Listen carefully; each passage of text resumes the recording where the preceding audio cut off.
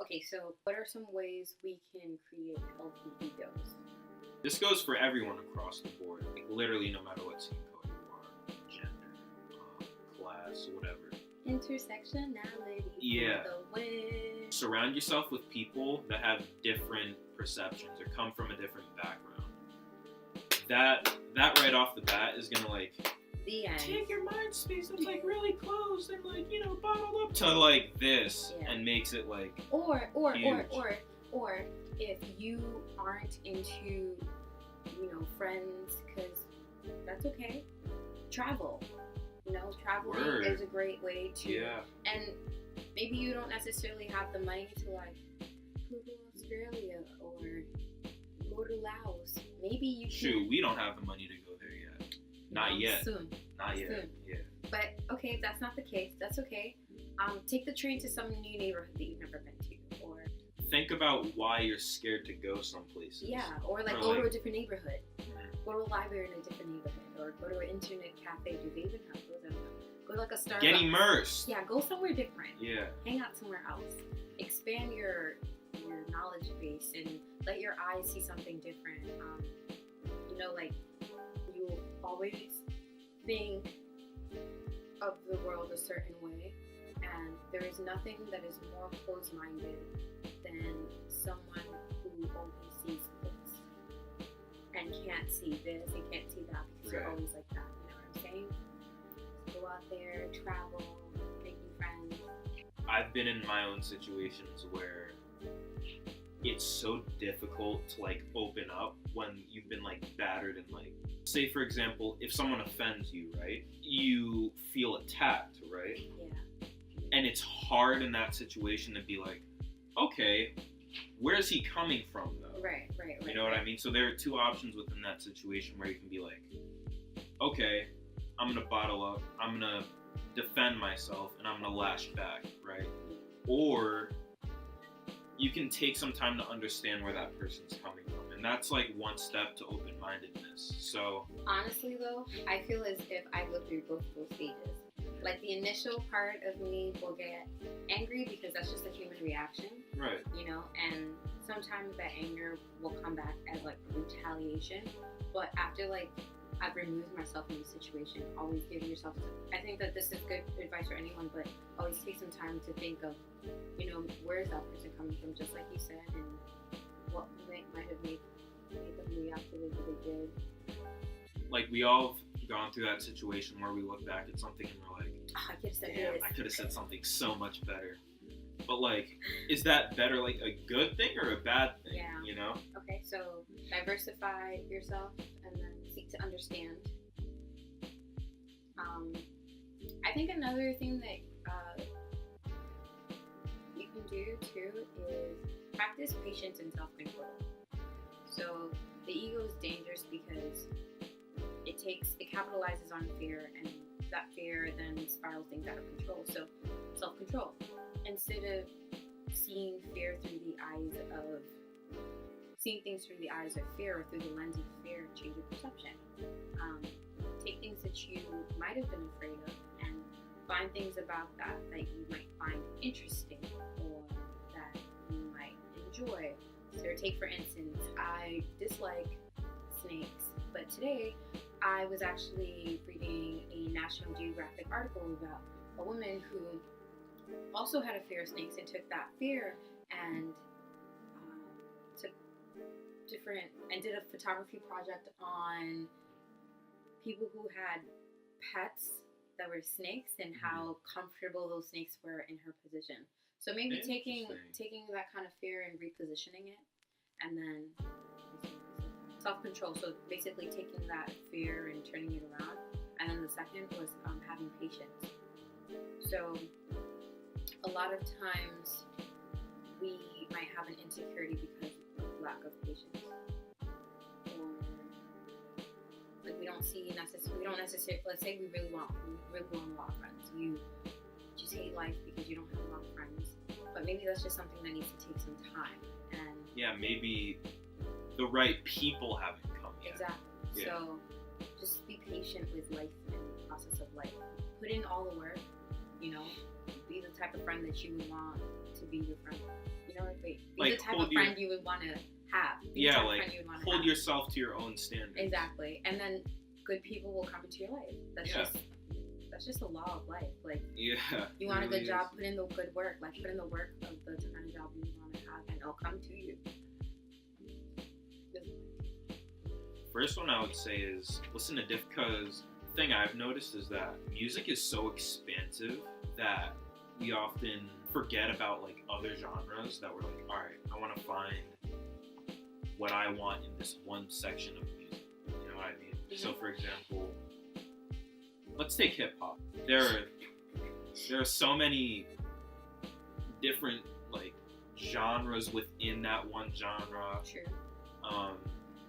And then there are also mixes between that genre. True. So there's like hip hop alternative and like indie hip hop and stuff like that.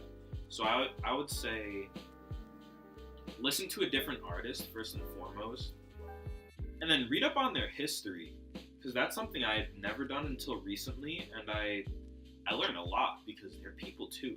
You know what I mean? Like there's someone behind that sound that made that sound for you to feel the exact way you're feeling during that song. And it helps with changing your perception.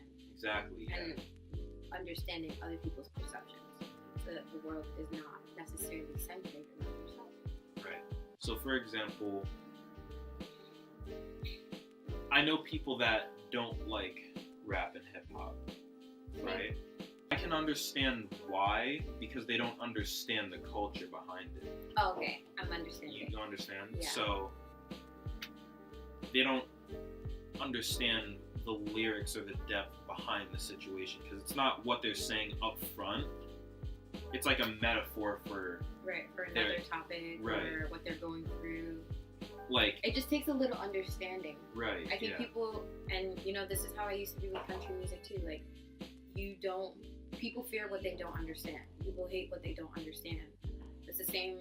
Honestly, it's the same when if you take that understanding, that concept of why do I hate this thing? It's probably because I don't get it, and that's why I have that's how people are about race. This is random, but going off of what you said about snakes, there was this one time where I came home and I saw a spider on the door.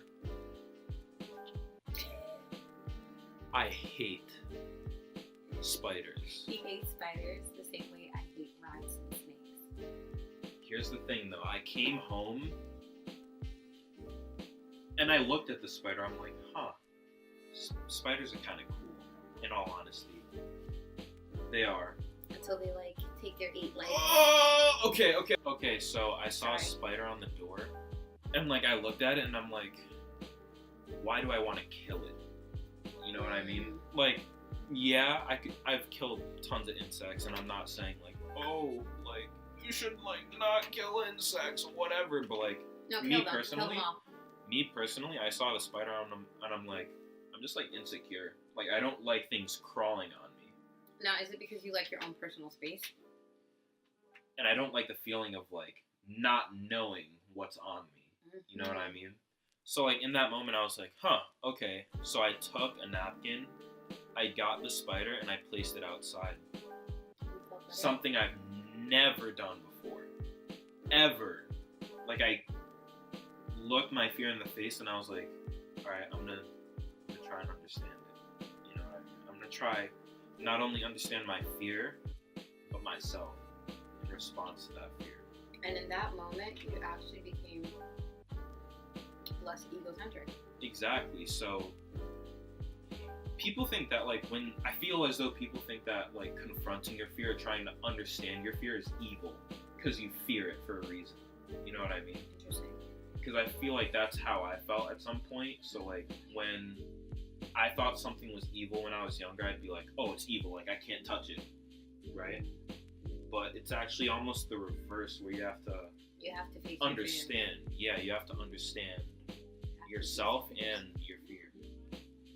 Your fears will always tell you a little something about yourself.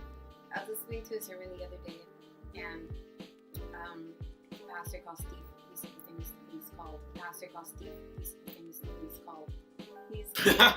His name is Steve Furtick.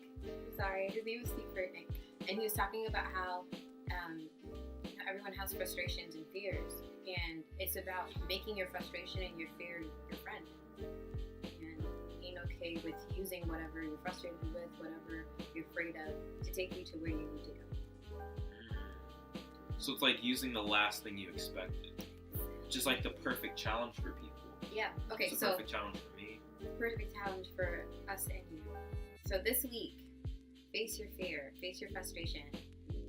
Pick up a spider and let it outside. No. Nah, yeah, that's. I mean, if you're scared of spiders, whatever works. Yeah, whatever works for you. And also, practice self-control. Like, control yourself. Something that I did actually today, and something that I do is that, say if I like really want a bite of food or something, I like prolong myself for like. Give yourself 30 minutes and see if you still. Don't start with 30 minutes because I feel like that's a big gap. All right, give yourself 10 minutes and then see if you still crave the food. For example, I had like one of those like chocolate chip brownie things. I forget what they're called, but 30 minutes. No, it's a chocolate chip cookie, but in brownie form. A brookie. Okay. A brookie. Whatever. Like I finished my sandwich and I was like, all right, I want to take a bite of it. And I was like, I can wait. Like I can wait. Like I don't need it right now. So I was just like, okay, let me take a break away from it. Let me do what I have to do really quickly and then come back to it and reward myself with that bite. And that's what I did. And then when I came back, it was just like a... Just a brookie. You're like, I don't really need this brookie. I might. Right? No. Yeah, so I got to my dessert and I was like, okay, I could have waited. And I did, so... It was just like a little... It was just a test, basically, of self-control. And it was a very small thing, but trust me, the first time you do it, you're going to be like, well, two things could happen. Oh, this is easier. Oh. Like, you won't even think about it half the time. Yeah. Like, you'll just delve in and eat it, and you're like, oh.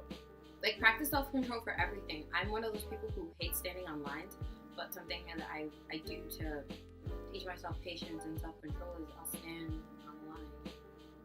And I will I'll try not to complain and I'll just go with it because gotta open it's an mind. important lesson. It's an important lesson and you have to continuously tell your ego like chill, sit down, sit down, be humble. You're just saying to exercise self-control and patience whenever you can.